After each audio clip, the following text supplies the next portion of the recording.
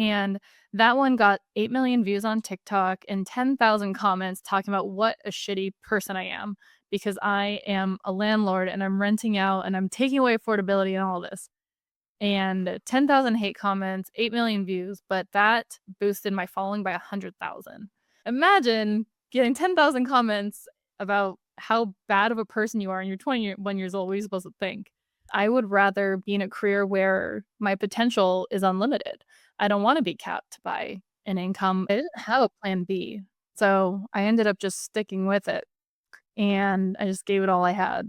If you want to change your life and live better and do something and build a business or whatever, it's all free. It's all out there. And you can find everything you need and just apply it and make your dreams happen. This is the beauty of real estate investing. It's like you get in these new things and you're just learning as you go.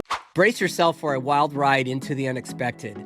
This ain't your typical success show. I'm here talking to real folks who've been through it all, skipping the fancy business talk for authentic stories. We're diving into childhood dreams, teenage escapades, and everything in between. No scripts, just the stories that truly mold success. Each episode takes you on a journey through those breakthrough moments that paved their way. No fluff, just genuine stories. So whether you're chasing dreams or just love a good story, buckle up for wisdom, laughs, and the unexpected. This is the Breakthrough Podcast, where success is a journey, not just some fancy destination. Don't miss out. Hit the subscribe button now and join our Breakthrough crew. I got some incredible stories to share, and you won't want to miss a single one. Hey everyone, welcome to today's episode. I'm really excited for this one because we got someone who's not only crushing it in the real estate game, but also using social media like a pro to grow her business. Vayna has been in the game for years now. And let me tell you, she's already doing $1 million in revenue this year. Crazy, right? She's a self-made entrepreneur. And what really stands out is how she's built her brand and connected with people through video content. Did I mention she's also a poker player? She's got a few tricks up her sleeve, and she's going to share some of her strategies she's learned in business and beyond. Her journey is packed with lessons about focus, consistency, and pushing past limits. Trust me, you're going to get inspired by her story and the mindset that's driving her success. Let's dive in. Hi there. Hello. How's it going? Good. It's funny that when we first met on that I was reaching out to you to look into investing in Seattle, you passed me Ian's contact. Yes. Which basically set the stage. And then we talked about getting on my podcast. And then I had Ian on first. And then it's like, okay, you got to reach out to Vayna and get her on after all this time. And I kind of wanted to start this off. The power of social media, how some can channel it and some don't. That's awesome. Did I just open a big one up right there? What's the question? let's just go there. Well, okay, here's a great example. I know that you're a wholesaler. You speak the truth on what you do on a daily basis, and that's what you do, right? And you have your opinions on how you're going to get to where you want to be down the road, right? That's not everyone's path. Now, people will get confused or say, well, everyone has a path. You want to buy real estate, you want to hold it for the long term and stay in Seattle or in the Seattle area. You talk about cash flow compared to appreciation, equity, these are all big sticking points. And it was funny. I don't know why I didn't jump. I should have jumped in there, but I figured I would just have it on the podcast. And mine was kind of similar to your story. I started off investing in California, but then it got so expensive. It took so long to save up for a down payment or nothing with cash flow. You'd have to bring in $500,000 on an investment. The strategies were a little different than like what I'm encountering right now in Seattle. And so I moved to the Midwest and started going down that path. And that had that light bulb moment of, okay, I can buy a cheaper house. I can fix it up. I can make $100,000 in equity, in cash flow, $200-$300.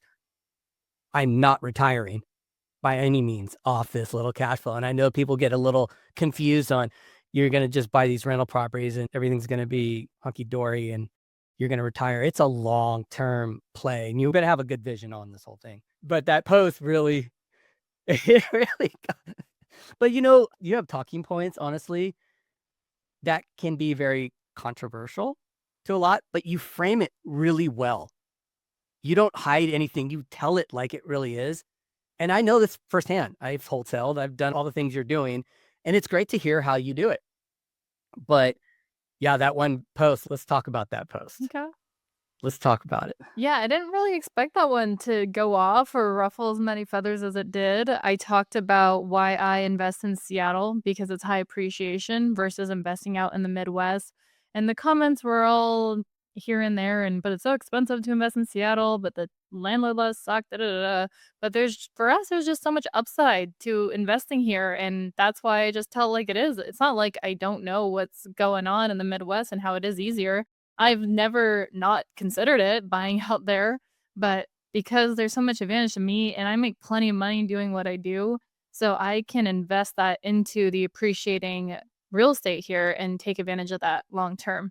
And I think maybe that's another point is that thinking about investing long term at the age of 23 is not very common. And so whereas you can go buy something out in the Midwest for $20,000 and it does cash flow, I'm thinking about, okay, I buy a house for 500,000 now, it's gonna be worth 1,000,000 in 10 years. I can keep grinding on my day job of wholesaling as long as I can make that upside.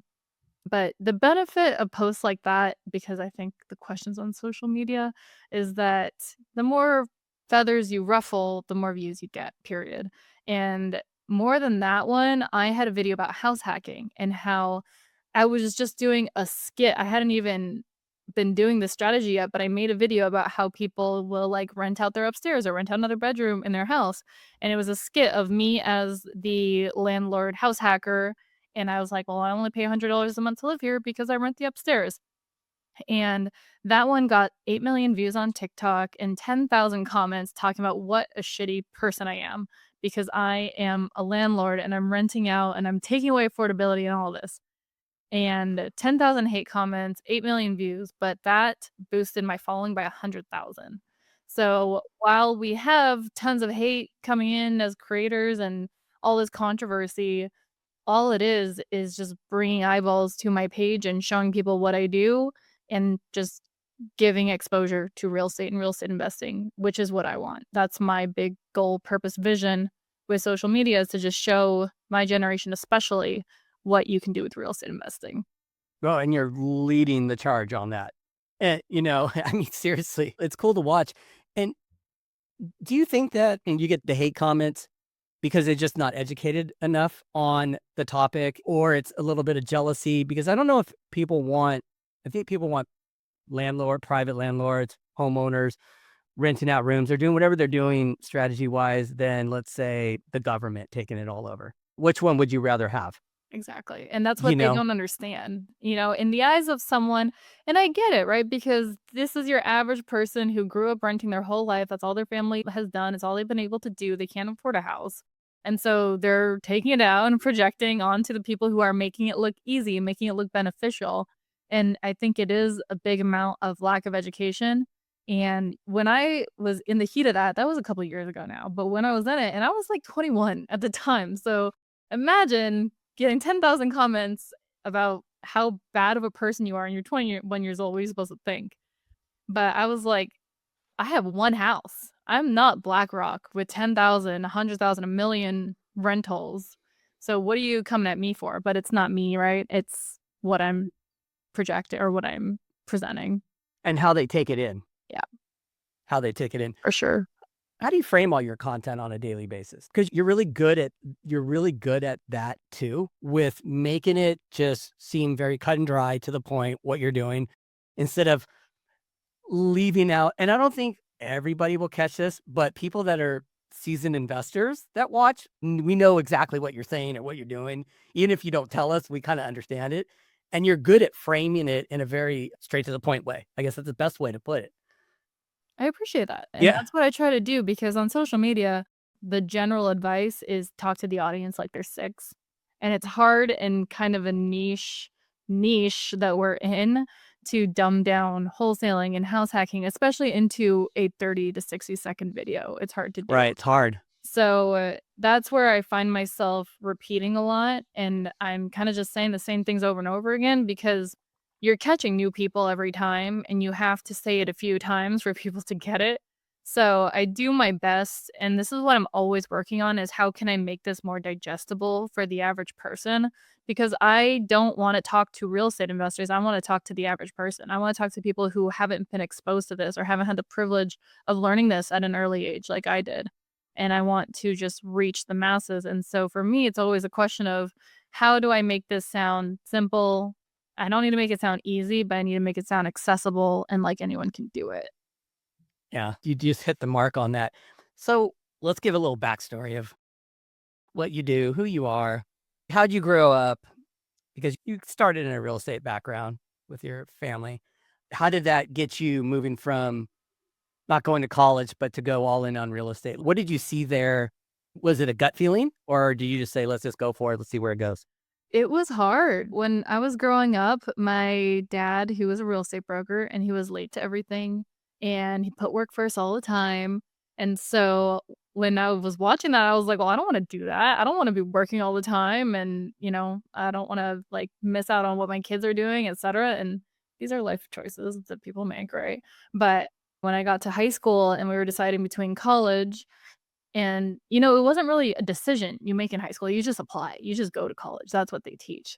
So, I applied and I was a great student, so I was like, "Well, I should probably just take advantage and go get my degree," and I got direct admit to the business school at University of Washington, which I hear is an accomplishment, I didn't even know it at the time, and I thought about it and I was like, "Well, this is gonna be expensive, and I don't even know what I really wanna do." I knew that I was smart. I knew that I liked business. I knew I wanted to go down that route of some sort. So I applied, but then, what I realized about real estate and what dad does is that dad actually makes a lot of money doing this. And there is a lot of potential to make an uncapped income. And so versus college can only get you so far, 200,000 a year, 250,000 a year at the executive level. And I was just like, well, I would rather be in a career where my potential is unlimited. I don't want to be capped by an income, and I also don't want to sit in a cubicle or work for someone else or have to wait to get my day off or put in for vacation time. My mom is traditional 9 to 5, and I saw how she lives and what her career was like, and I was just like, "Well, if I have this opportunity to get my real estate license, I should just do that." And so I decided that college wasn't worth it for what I wanted to do. College is definitely a good thing to do if you know what you want. You want to be a tradesman or a doctor or a lawyer. College is necessary. I have been accused of saying that people shouldn't go to college, which isn't the case. It's a great thing and it's there for a reason. And if you want to just go F around and have fun, you should go to college. But I guess I've just always been very future focused. I grew up listening to Jim Rohn tapes in the car with dad. So I was raised on you've got to have goals and create a plan and like, all the general wisdom we hear these days in the business niche. So I decided to just forget it and go into real estate. I was super introverted. I didn't like talking to people. I didn't know what it was. I thought it was going to be like the TV shows. And I was very disappointed. And there was probably a point or two where I was like, I don't like this. I don't know if this is for me. I don't know if I'm gonna make it here, but I didn't have a plan B. So I ended up just sticking with it, and I just gave it all I had. Why didn't you think you weren't going to make it? I know you said you're an introverted. Was it dealing with people, front facing with people? Like, what was the part you thought you weren't going to be comfortable doing? The only channel that I had to find business at that time as a new real estate agent was cold calling. And making those cold calls was brutal as someone who was like didn't have much education. I'm not experienced, right? And I'm calling people as a 19-year-old asking them to sell their house. And I was getting the no's, the conversations weren't productive, I wasn't connecting with anybody, and it just felt like it was never gonna happen. But then it did, and that's where I was all in. I was like, this is amazing. I can do Okay, this. let's hear about this because this is well. I think what I just caught on to right there when you were telling the story, I didn't realize this part, but that beginning cold calling, that was a perfect pivot into wholesaling. Oh, I didn't start wholesaling until after 3 years of being a real estate agent. But you were cold calling, so Yes, that was same your first concept. step. So that was an easy try. Like, oh, cold calling? Yeah, I've done that before. I can walk Exactly. people through Yeah, it. so yeah, when I got into wholesaling, the cold calling was super normal because I was cold calling for listings. And when I got that first it was probably, like, my 5th or 6th appointment when I finally won the listing. You know, I had made appointments before, which are a big accomplishment for the new real estate agent because we're actually getting the opportunity to be in front of people and earn their business. And after hearing, "No, we signed with someone else," a few times, actually watching that listing agreement being signed and earning my first listing, it was great, and then I sold it, and the first check was, like, $16,000. And I was I was overjoyed, and I just was really satisfied that I've proven to myself that I could do this business. No, that's cool. That's really cool. And then how did it go from there? You Mhm. continued. So you worked with Tom Ferry. Yes. Okay. And he obviously was talking about making your calls. That was a big part of it. So you continued to do that. And so how did you build your client base moving forward? Was it a combination of things? It was mostly those cold calls, by starting out with cold calling and just building the pipeline and keeping all of the leads who were gonna say they're gonna be ready in 3 months, 6 months, 9 months, 12 months. I just kept all of those, organized in my little CRM, and that was my pipeline for the next couple of years. So between that and then I also started working as a buyer's agent, and there was a program back in the day called Home Partners of America, and it was basically help finding houses for a hedge fund. And so I was doing a lot of buyer's agent work, finding houses and investments for this hedge fund, and I made a bunch of money that way too. So it was a combination of the two, and I was doing really well as an agent, but I was burning out like most agents do, which, sounds crazy as someone who was only an agent for 2, 3 years. But I was working hour weeks and I was just tired. I was like, there's gotta be something else. And I always had investing at the forefront. So I bought my first flip like 2 years in, and then I bought my first rental, and right around then is when I got into wholesaling and just moved my whole business over to wholesaling. And then completely stop dealing with the buyers and sellers. Pretty much, I refer all of that business out now because my focus is wholesaling. So you're a forward thinker and you have a vision of what's going on in the future. Where do you see yourself like 5 years from now? Where can you see at that point? Are you still think you're going to be wholesaling? I guess that's a big question. 5 years. Oh my gosh, so much can go on in 5 years. You could be pivoting Mhm. 2 years from now. Well, the answer is not in real estate. Right? Really? Okay. No, I love real estate and I love what we do. I've built a team here and I love helping them and watching them grow and succeed and find deals and everything. 5 years, ideally, I'm just out traveling the world. That's really the plan, is that I'm out and traveling and seeing everything and enjoying all of this hard work I'm doing right now before I settle down. A big dream of mine is to be a stay-at-home mom, and then once the kids are going back to school, then I'll get back in the game, is kind of the general plan. Okay. That's a cool plan. I like that. You're just going to grind it out, make a ton of money, travel, get the traveling in before you start the family, get back into the game, and then travel more Yep, something like later on in life. that. I hear that when you have kids, you're trapped for 18 years, so You're so right. I don't know how my daughter doesn't listen to this, but she just turned 18 and Oh, it's wow. funny. We'll take it's exactly that. We'll take her somewhere and go, well, you're an only child and we'll see how you do on this trip, and then she'll go off the rails and we're like, nope, we're not going to Europe now. We're not going to Thailand. We're going back to Kauai because you can't you can't hang. We like to go on adventures, my Dang. wife and I. So we'll go on our own. We'll take her. So Well, she can stay home, right? oh yeah, she'll stay at home and do her thing. But yeah, I think something I've noticed too, like by following you, I always look back, at your age. I was like, God, I was just partying at your age. Like, I had a career. I mean, I was a hairdresser and I was DJing and having fun, but not that level of, getting to financial freedom was definitely not on the radar. So now in this era of social media and watching the younger generation like come up, whatever field, it's not just real Right. estate, just other things. Oh, yeah. I find it to be so unique and so intriguing to me. Like Mhm. I've been following Aiden Ross, that a streamer. Mhm. Do you know who he is? Mhm. Yeah, he's crazy. And it just build an empire, like Yep. by on streaming. So there's so many cool opportunities these days, that And I think this leads back to watching videos of yours and like learning pieces. I think some people can take a piece of content and dismiss it, Yeah. where somebody else, like myself, I'll take it and I'll use it to my benefit. Like it's like that little thought process goes in the back of my head and I move it forward. And it's such a wild thing to think about. Like, oh, okay, she just taught me something. I'm going to walk away from that. And then this person taught me, you know what I mean? Then it's like little bits of knowledge. Do you find that from content? Absolutely, for Yeah. sure. I go online to learn a lot of the time, YouTube, Audible, podcasts. Probably 80% of what I consume is like education. I'm really into Tony Robbins right now and just eating up everything he has on YouTube. And then 20% is just doom scrolling and going for the funny stuff. But with social media and being very education forward. And what I've found is that during COVID is when a lot of these creators took off because people had nothing else to do but sit at home and consume content all day. And so now my opinion and in general what the Gary V's of the world are saying is that it's a little tougher now. It's a little more competitive now. It's not that it can't happen, and it's happening every day. People are getting big, but competition is fairly high in the social media space just in general.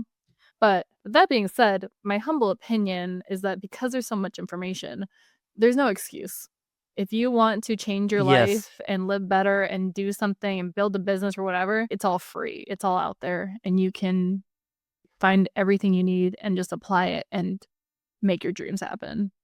Yes, absolutely. And on anything, you just have to find that content because these big platforms, they're going to bring you everything. Uh-huh. You click on something, you start watching something, they're going to like, oh, let's give them everything. I'll tell you a pretty crazy story. So Ian and I just closed on 2 properties in Seattle. Congrats. Yeah, thank you. And he was amazing and just a great guy. And so I get ready to get on a plane and I'm sitting at the airport and I watched one little clip on, something about building a dadu. Mhm. And then I found Jimmy Tang, Yep. okay? Okay. Watched a bunch, like binge watched his videos, He's got a lot of good content out right now. a lot of content on Mhm. YouTube. So it was all Mhm. YouTube.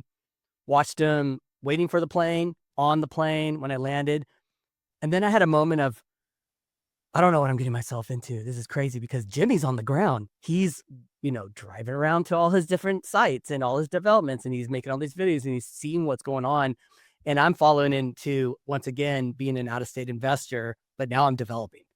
Mhm. And, the big difference between a Burr deal in Kansas City compared to a Dadu in Seattle are like night and day in my eyes. Do Mhm. you know what I'm saying? Like I can let a contractor, build it out and get some videos and stuff and, you know, put a tenant in there and I'll be good to go. But Mhm. this is a whole different ball game.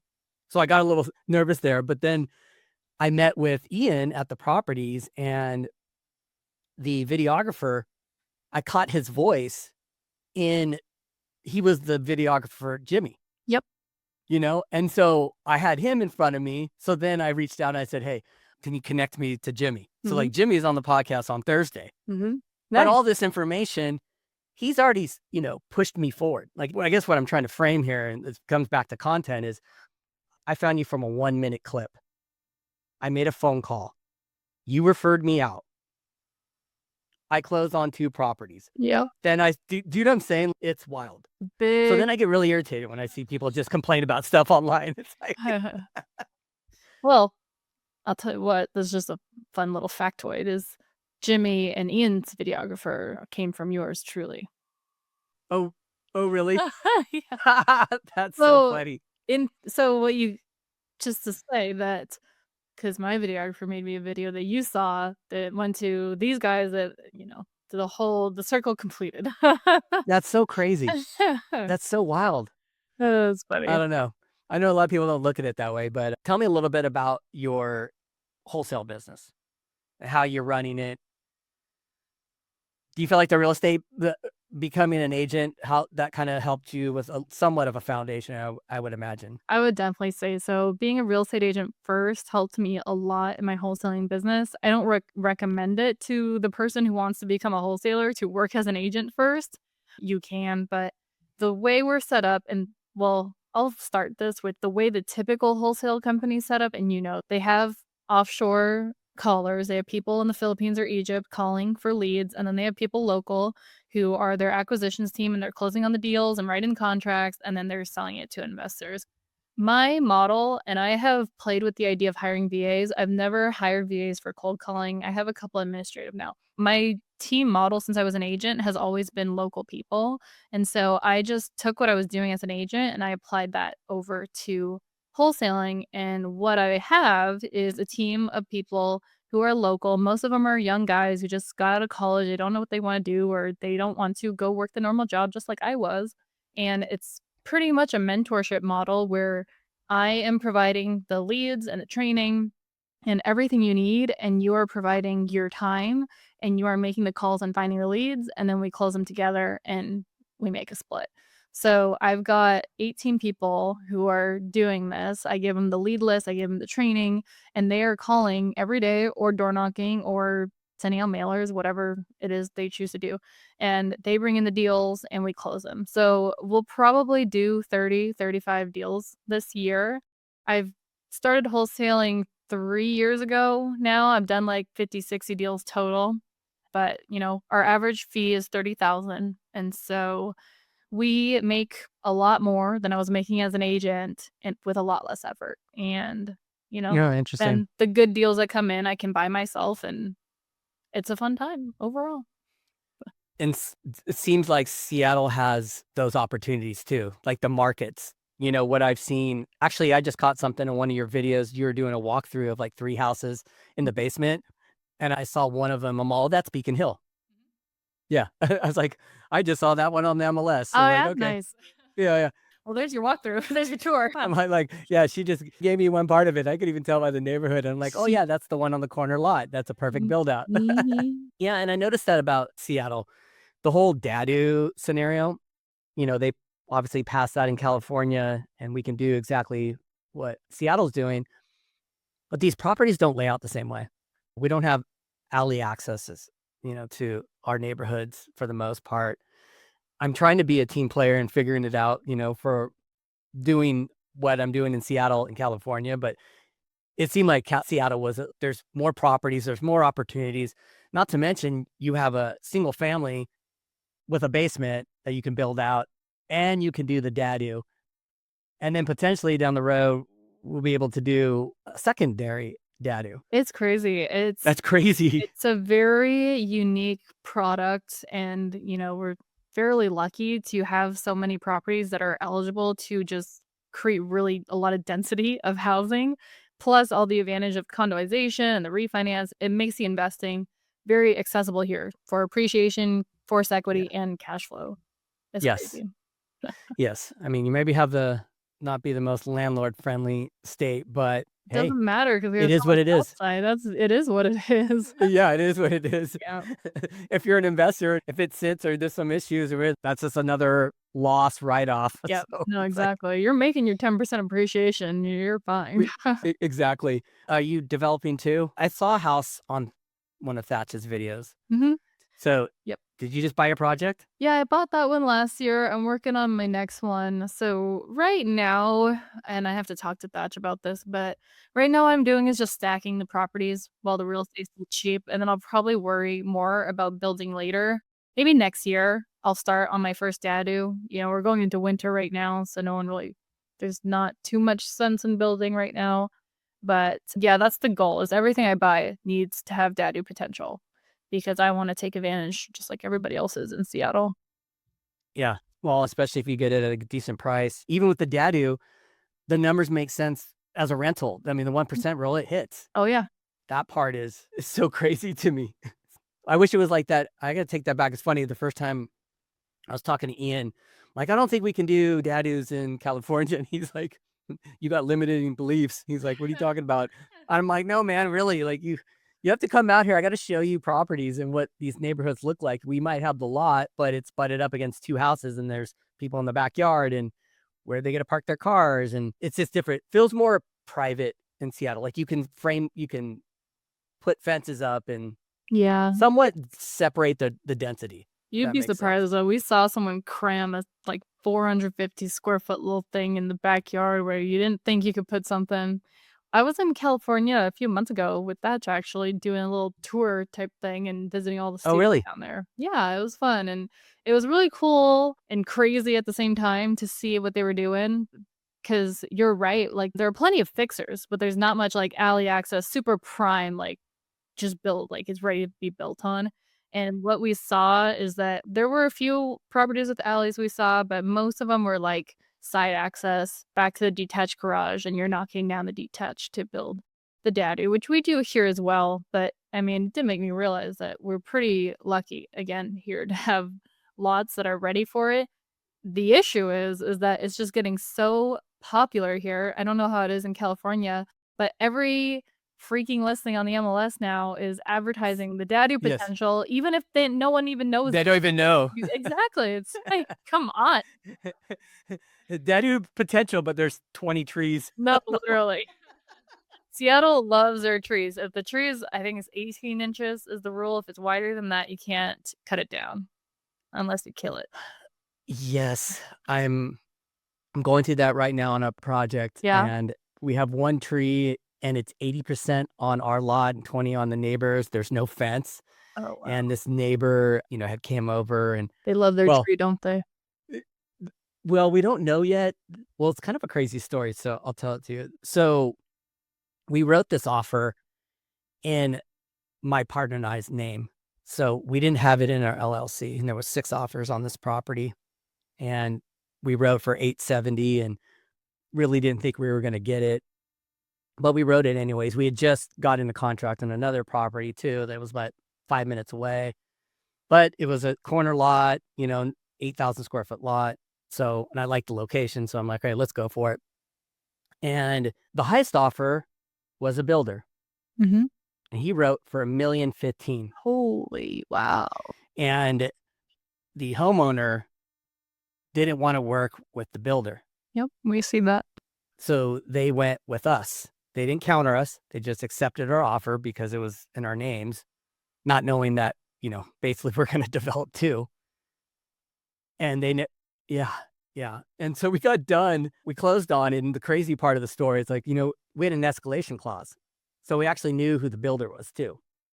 And we could have closed on it and basically just sold it back to the builder for 1,015,000 and you know what I mean? And in a week made 100 and something thousand dollars. I kind of felt bad a little bit in the beginning. I'm like, well, it is what it is. That agent is working with the seller, and the seller could have done some due diligence on finding out about us.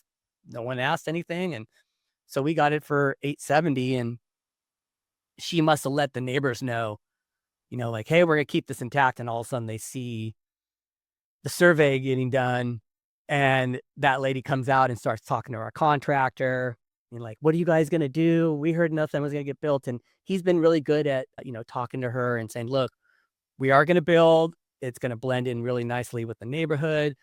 We're gonna keep trees and things like that." And she's like, "Yeah, that one over there needs to go. It's, been falling down." And so what I'm trying to do is position it. We're gonna remove one tree, and it's the tree she's probably not gonna want to remove, but it's 80% on our lot, and that's where the fence will go too.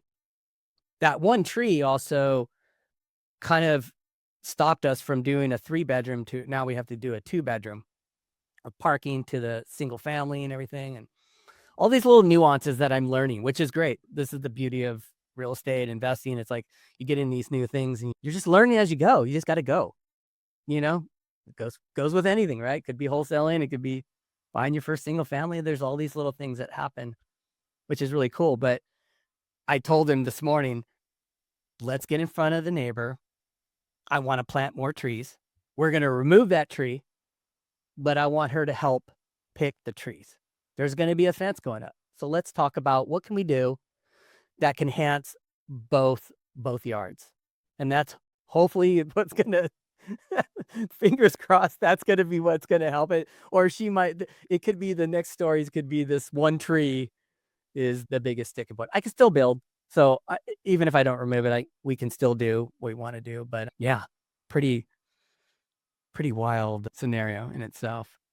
So do you find yourself a good teacher when it comes to Well, I find you're a great teacher, so I don't know if I'm answering my own question. But with your team, like, are you good at building your team out and walking them through how to cold call and how to door knock and all that? The psychology too, because there's a lot of psychology too, Yeah, dealing that's with the people. thing. I don't know if I'm the best teacher. I'm definitely a driver personality, so I'm very direct and to the point, and it's hard for me to go through the A, B, and C for the people who need the A, B, and C, because 'cause I'm very much just, "If you wanna come do this wholesaling things, go make your calls and come back when you've got a lead." I've been running a team for 5 years now, and I love it because I love teaching, and I love educating, and I love helping people and seeing them win. And, I know that when they're winning, I'm winning, and when I'm winning, they're winning. And one of my big focuses and what I'm learning as a leader is to lead by example. So the more that I'm pouring into myself and making myself better, the more that they'll see it or model it or be inspired to keep making things happen for themselves, and that's what I want, because my vision for my team is that they all become independent wholesalers. I don't want them strapped to me for their entire careers. That's just not realistic anyway, but I want them to build their own wholesale business. So when with, like, training and educating, a lot of it is babysitting because, people when they're new to this, they need their hand held, they need to see how it's done. So, we're motivating a lot, we're training. I have a sales manager who's helping me out because my personality is not very rah-rah, it's very, "Let's just get the work done." So, I hired a rah-rah man, and he's helping with the motivation, but right now the goal is really to just be able to scale up the team model, and so I'm building a lot of back end stuff out to get people onboarded efficiently and so that they know what they're doing and they can have all the tools they need to just start because, you know, the most effective thing that a new wholesaler can do with their time is go out and find business. So, we're just building out everything so that they are empowered to go out and find business, and that's what we're working on. Walk me through that. 'Cause you're building systems to kind Mhm, of automate things and make it a little easier to mhm. bring somebody on without having to, like, do this repetition Exactly. of yeah. Exactly. We're doing, you come on, you do your interview, you get an onboarding email, you get your script, you gotta memorize your script by this time and do your script test with us, and then you get your lead sheet, and then you get the videos and the course on how to go through leads and how to deal with everything and all the objections and going through it. Once you get a lead, you bring it in to me or the manager, and we'll take a look at it, and then that's when things get interesting is we'll go on the appointment together and go on to the next step. How are going in these appointments with a newer wholesaler or somebody on your team? Because I would imagine you get some pretty tense moments at some points, I would say, with some people, or do you not? Not necessarily, not really. No? It's pretty chill and Generally, you're just yeah, trying to solve a problem? exactly, we're just coming in, we're having a conversation with the seller. We have our different types of sellers, the ones who they don't wanna talk, they just want an offer, or they want a yes or no if we can do their price. And then we have the more ideal sellers who don't really know what they're doing and they need some education. And so we're walking them through the steps and the options. That's where the new trainees, if you will, get the most out because there's a lot of talking back and forth and answering the questions and just seeing how it goes down with the seller.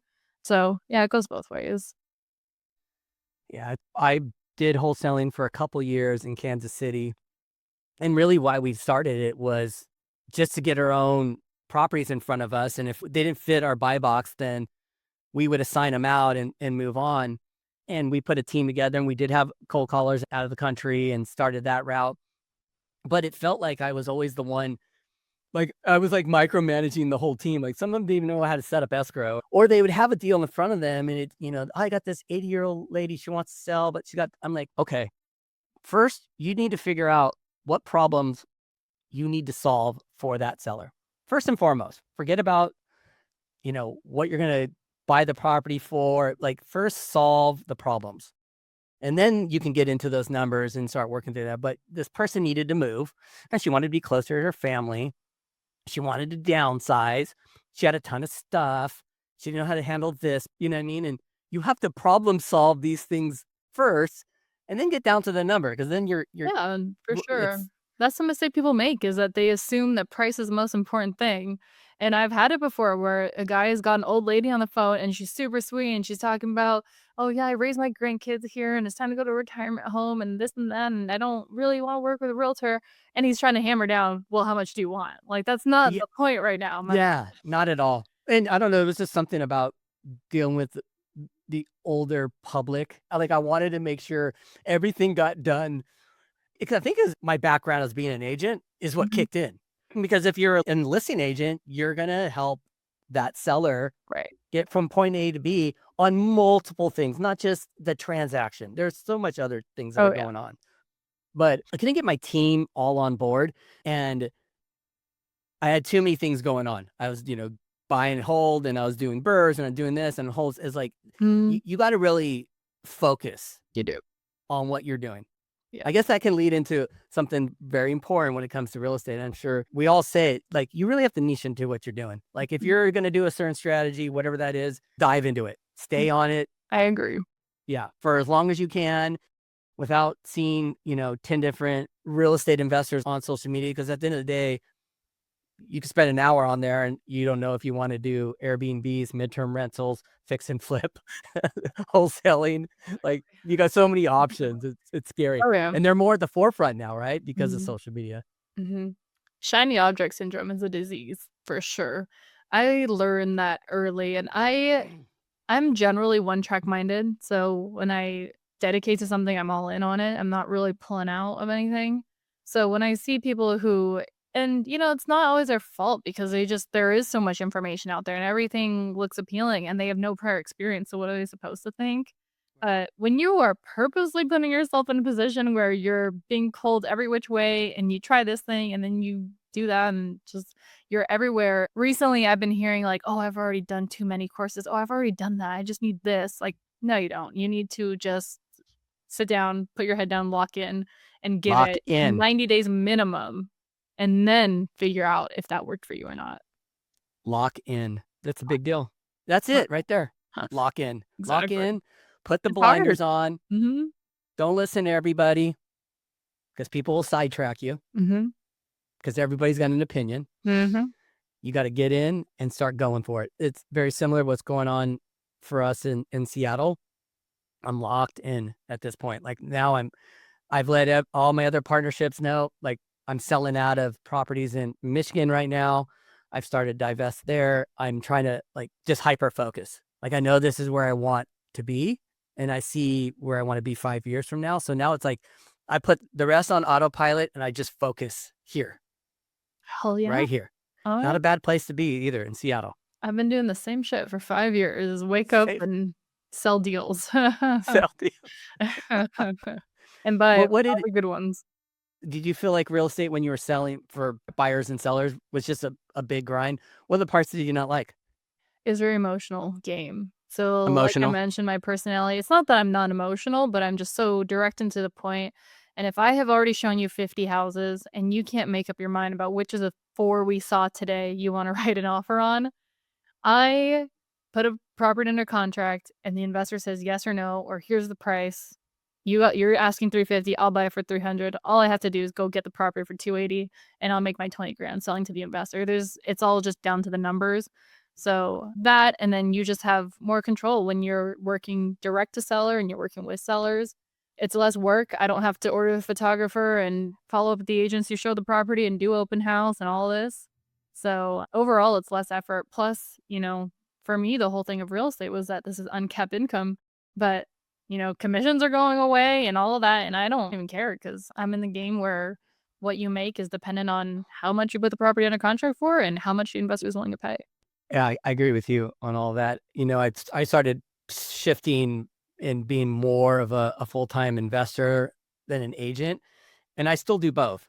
But because it's kind of a straight to the point, no BS, Mhm. run numbers, it's just a whole different kind of mindset when It you're dealing with people. And I think my my personality is a lot like yours. I'm straight to the point. I don't want to play these silly games and let's just get this done, So grew a lot of respect for the realtors who've been doing this for 10, 20 years, just day in, day out, working with your traditional buyer and seller.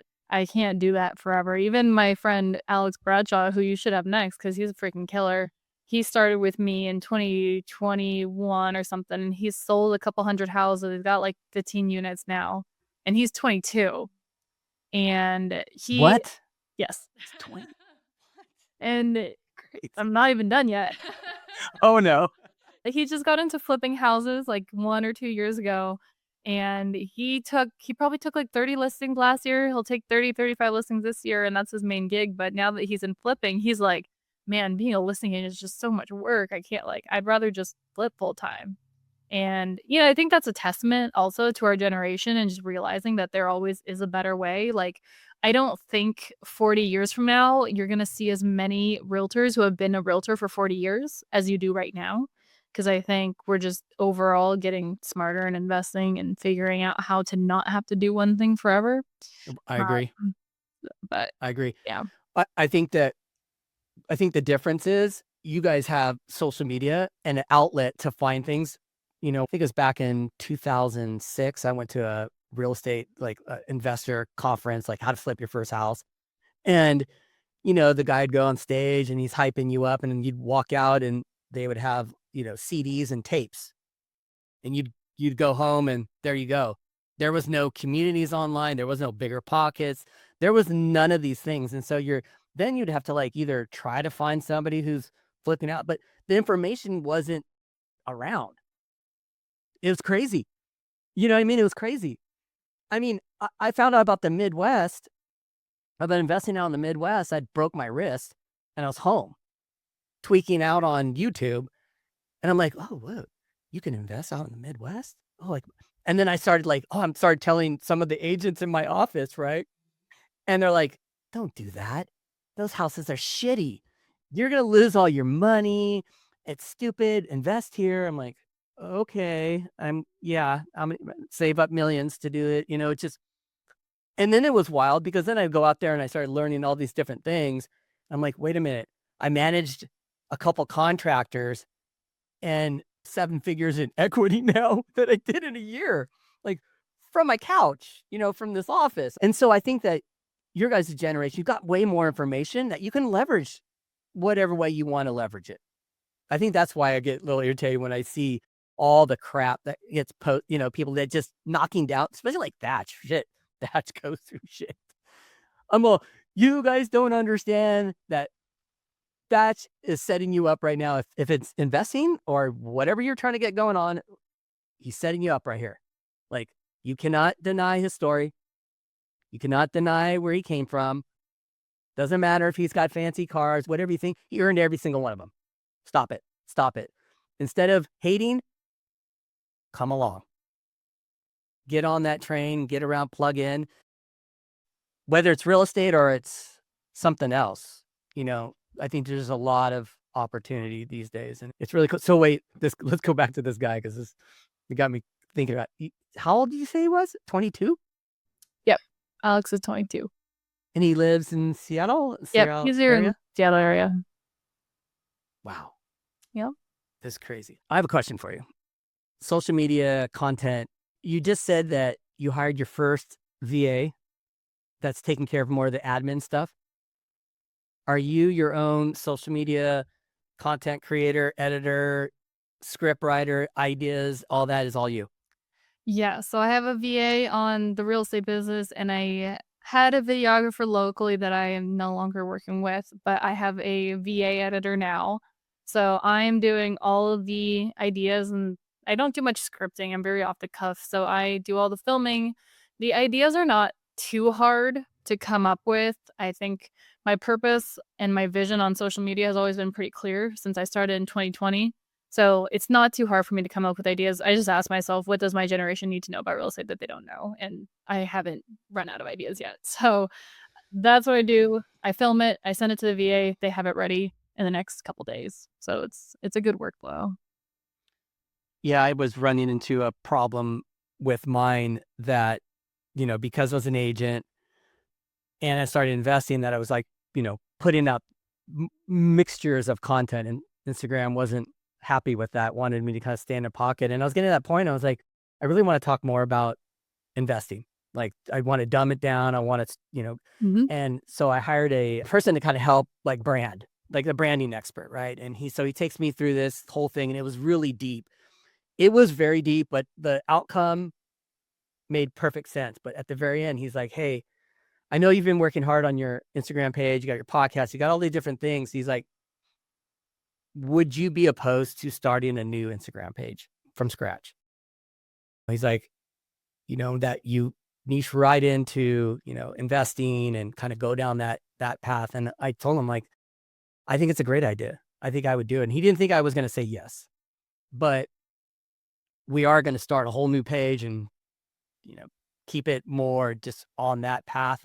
Like what you just said, you knew what you're going to, who you're going to talk to, what you wanted to talk about, and you just hyper focused on, and you've done that. So I'm going to go that route because it seems like, I don't know, I bounce around a lot. I got a lot of ideas and things I want to talk about. I'm a creator, but, you know, sometimes it can get lost in translation too. If that makes any sense. Yeah, I'll tell you something I did. I got this off of TikTok.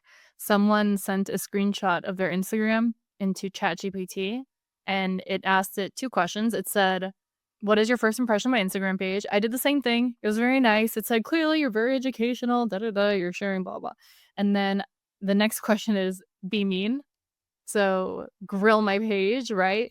Ooh. And I did that, and oh my gosh, ChatGPT cooked me. It came after me. It was like, "You look like you're trying too hard, and maybe you should actually put something out of value, da da da da da."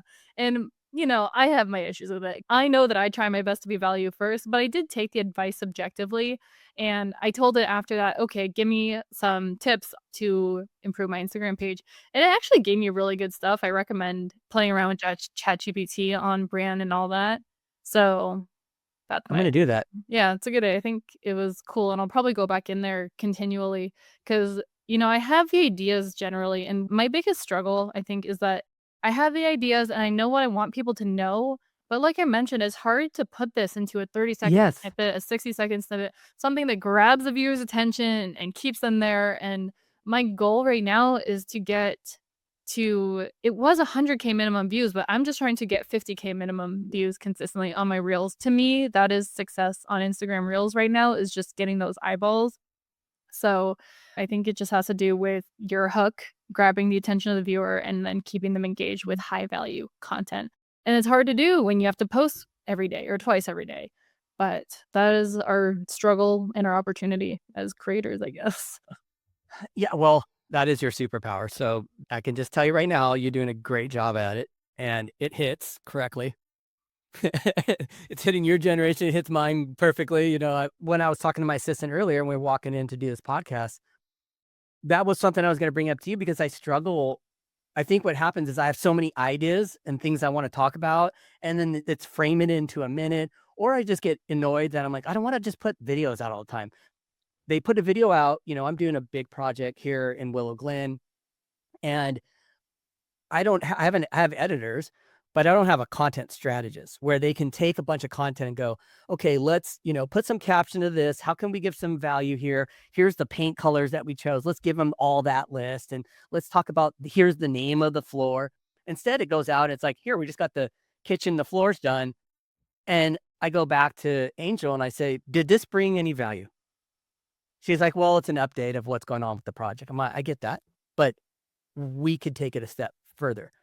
And the problem is I got a million different businesses going and different things. And, I'm the CEO of the portfolios and I have to tell all these fires, and I'm dealing with Seattle. I'm dealing with ARC, it's hard to kind of frame it all into one and just take 2 hours a day and just work on content, which is what I'd love to do. Honestly, to be really quite honest, I'd rather sit around and educate and give all my experiences, all the good and the bad that I've gone through, than worry about, the faucet that broke for the third time in that Oh, no. property. That is the highest and best use of our time. That's what I realized, and that was a big driving force behind hiring the VA. I have gotten pretty good at recognizing when I'm doing $20 an hour work, and so it's just gotten frustrating this year, 4 or 5 years in real estate, and we'll do $1,000,000 in revenue this year, and I still don't have an assistant, and so Which all of blows my the mind. all of the low money making activities, right? The non-money making activities. I was doing all that, so I finally delegated to the VA, and I have all these hours in the day now, to do what I do best and historically has just made me the most money is social media because these social media is how I'm reaching the people who are bringing me deals, who are coming to work for me, sponsorships, all of this stuff. And this is something that I've learned from Thatch is that I am the marketer. I'm up here at the top of the funnel and I'm bringing all of them in with the videos. So my job is to just keep doing videos. Yeah, I could not to put something on your plate, but I could see it being more than this in like a year or so. I just see more from you, I honestly. So hate to tell you, but I just think you can do more speaking engagements, or they're just, well, you're very unique in at your, especially at your age too. So it's kind of cool. Well, let's finish off on some of your personal life. What do you do for fun? I am a big poker player and I like to Oh, I speak didn't with know that. that. Those are my little hobbies. Yeah. Poker. Yes. I just played this year in the World Series for the first time. What? Yeah, it was Wow, that's cool. crazy. Mhm. So how did you get into that? High school, I had friends in high school who we were playing with, like, lollipops and 25-cent chips and 10-cent chips, and we were just playing a few times a week, and I liked it. I think there's a lot of life lessons to be learned by playing poker. I think Yes. there's a lot of, like, the negotiation, your poker face, Tactics. tactic, strategy. Oh, yeah, and I think I take away a lot from poker, and I put a lot of what I learn out here into poker, so they kinda go hand in hand, and it's just a fun game. I think there's a little gambling bug inside of me. I like going to Vegas and baccarat and all that. Do you really? Oh, that's cool. That's good. Yeah. What, and you get outdoors too, like, I know do you run, or are you more of a walker? I'm more of a walker. I'm trying to run and kind of dial down the mile time, but going out into nature helps a lot with the stress. I have Yes. put a lot of stress on myself in my career, so one of the big things that I do focus on in my day-to-day now is lowering the cortisol level, getting out into nature, taking breaks, drinking my electrolytes, and just because I don't want to respectfully to all the older folks out there, I don't wanna look like this when I'm 30. It's good. Well, it's good that you recognize those things and you put those in place. I saw a video on Instagram. It was such a great video. It was a woman, Minnesota, I think, and the first scene is her on she's on some type of machine. I think she's on a I don't know, she was on something. She's running, Mhm, and she's overweight, mhm, and she puts the date, like, "Hey, I'm just gonna start running." mhm. And she's kind of running, and then they show her a little bit more progression, then she's running outdoors, and then she's doing, like, a 5K, Wow. but then you can see in the video that because she recorded all of it, she's stitched it together, Yep. and she's gone from heavy to super thin. Wow. I think she's working out, like, now she's working out, like, I mean, she was big. Like, her Mhm, arms, when she lost the weight, she had all that excess skin, mm. and it was the craziest transformation, and it was just this one little steps of she just started a little bit at a time, and she was Exactly. running so She slow. didn't quit. That's the She big didn't quit, and mhm. she stayed consistent with it, which I think goes a long way. I think that's a really hard trait to put in place, is no matter where the outcome is, getting good at being consistent on whatever it is half the battle in a Oh, lot of things. You mhm. know what I mean? I love a good coming up story. It's Yeah. always when I think about that and I really don't consider myself a consistent person, but I guess I kinda am. But when you think about, like, okay, I want to be able to run a 10-minute or let's say 7-minute mile. I run, like, a 10-minute mile right now, but if I ran every day for 90 days, it's very easy to imagine I could get to that 7-minute mile within the 90 days. The hard part is going on a run every day for 90 days. Getting past your head, Yes. your brain. The brain loves to make excuses to protect us. It's like, so it's one of those things where you have to, like, no, I'm going out. I'm going to do it. Some people are better than others when it comes to, well, you are consistent. You running a business, like, you're doing way more than you think. But yeah, we all have room for improvement. But what's crazy too about that post of that lady was she de-aged by like 20 years. It was so insane. And the comment section, it was, and usually I don't care how good the post is, it could be as heartfelt, whatever the case may be. There's gonna be some people in there that want to hate on it, right? One way or another. So I had to go to the comment section to see who that person was. And it was, you know what I mean? But I actually could not find somebody that had that many good comments of, it's one of those moments you're like, I almost want to shed a tear here But because I this know is that's such a, where you get some faith in humanity restored, right? yeah, We can yeah. all It, agree that she worked hard to earn this. yes. And the fact that she had all the recordings, and I don't even know, like, it's Right. not like she set herself up for this one video. Yeah. She just recorded herself. Yes. So it was really That's a cool good to point. see. But yeah, well, I'm so happy that I found you on Instagram on that one controversial post. And then I ended up in, like reaching out to you, had my meeting. You connected me to Mhm. Ian, Yeah, likewise. closed on 2 So properties. cool you guys ended up working with you guys. I knew it would. Yeah, Yeah. so it's just been really cool, and I really appreciate you, jumping on today. And where can everybody find you? I know That where to find you, but where does everyone else find you? well, my name is just about as common as any other, but if you Yeah, put it right. into Google, you will find me. YouTube and Instagram are where I'm the most active. Funny enough, that's exactly what we did, because I think I DM'd you and it probably got buried and you didn't respond. Mhm. But then I'm like, well, she used to be an agent. Right. Google her. We're gonna find her Oh, number. Like, yeah. we just have to do a little bit of My cell research. phone So number is out there, like, I get texts every day, I'm like, "How'd you even" okay, this is the internet. You put yourself on the internet, you're gonna get found. yeah, exactly. Well, I appreciate, keep doing what you're Thank doing. you, I love Steven. to see what, it's amazing to watch. It's crazy to watch too, especially because I'm a lot older than you. And it's just cool to watch somebody at your age doing what you're doing. And I think it's just, you've got a good plan and good vibes. So I appreciate it. Thank you so much for coming on today. Thank you, anytime. All right. I'll talk to you later. Yes, sir. Bye. Thank you for tuning into our show, where we hope you found inspiration and gained valuable insights. If you enjoyed this conversation and want to stay updated on our latest episodes, be sure to subscribe to our podcast and share it with others who might benefit from it. We appreciate your support and look forward to bringing you more candid conversations and breakthrough moments in the future. Until next time, take care and keep exploring new ideas and strategies.